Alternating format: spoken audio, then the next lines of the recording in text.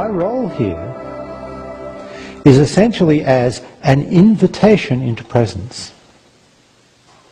That's who I am, that's what I am. I'm just inviting you to be here.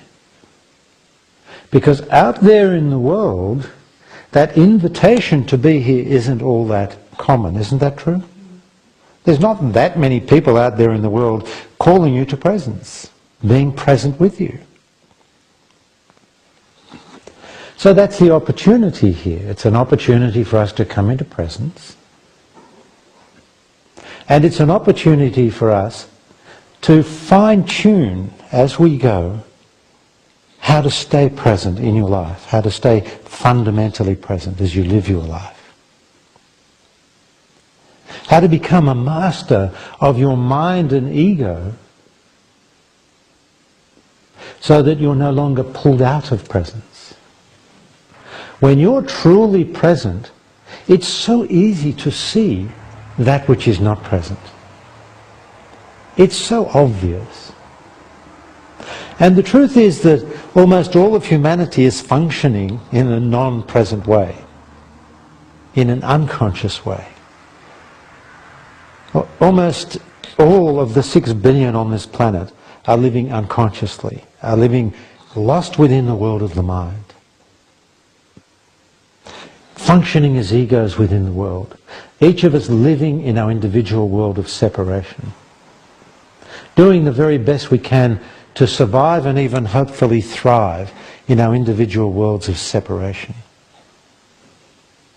Doing all that we can to avoid the pain of living in a world of separation.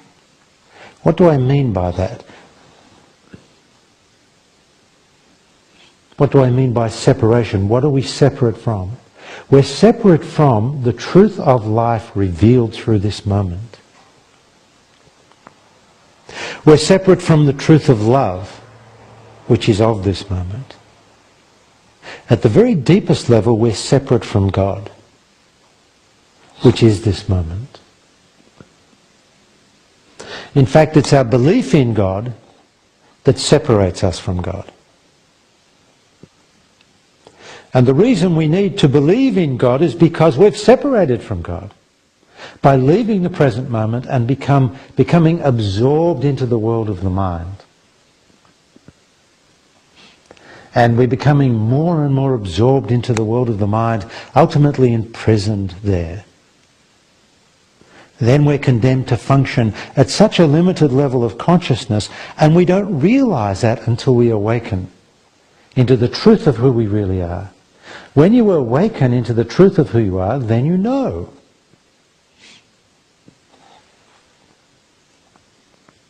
So all that's ever going on in these gatherings here with me is that invitation into presence and that guidance into mastery of your mind and ego, so you're no longer pulled out of presence involuntarily. You see, when you're in the mind, when this is where you're functioning mostly from, the mind, the past and future, and if your mind is full of thoughts that never stop, I can guarantee you that's where you live. If you have a continual stream of thoughts that basically you're not choosing to think, they're just happening, then you're lost in the mind. Now, would that be true for anyone in this room? Hands up, please. Hands up. If you haven't got your hands up, you're probably not telling the truth. And that's very, very unnatural. When you're thinking in this way, when those thoughts are running through your mind, are you choosing to think, or are they just happening?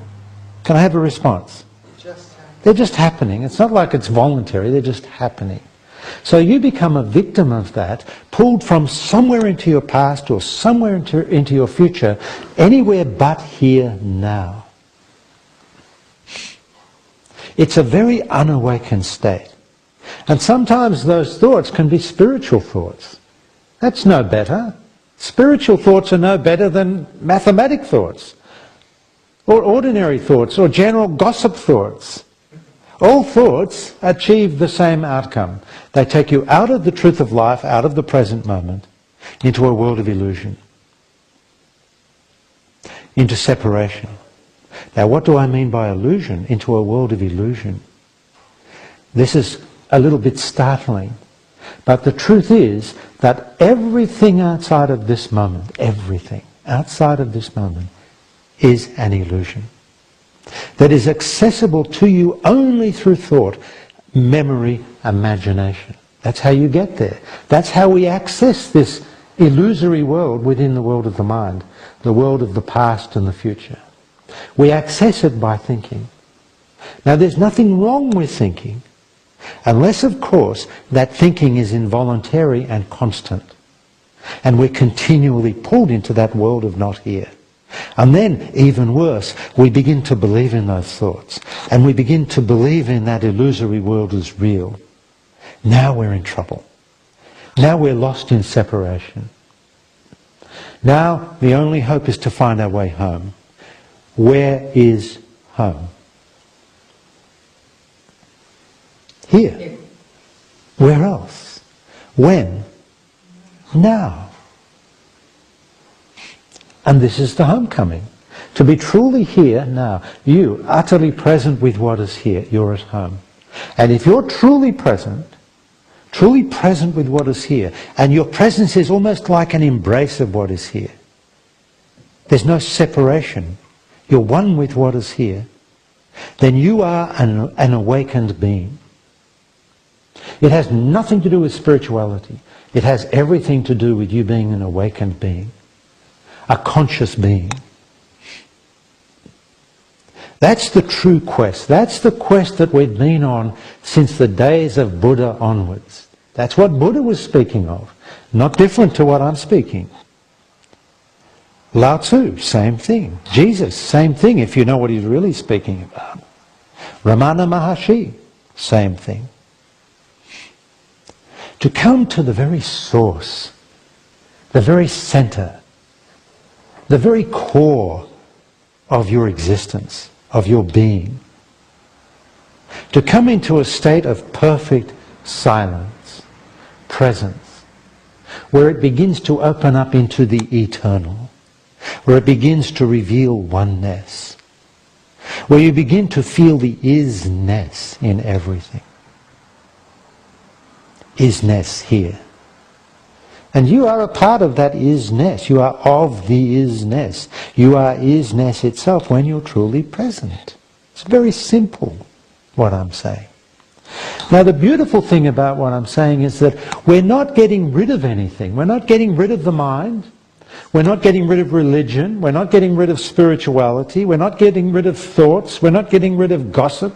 We're not getting rid of anything. We're just adding something that was missing. Actually, we're not adding it. That's incorrect. We're revealing something that was missing, that we disconnected from a long time ago, which is the center, which is presence, which is beingness, which is isness. That's the center of your being. That's at the center of existence. That's what needs to open up within us. And then we don't have to be lost in the mind, believing in illusion as truth.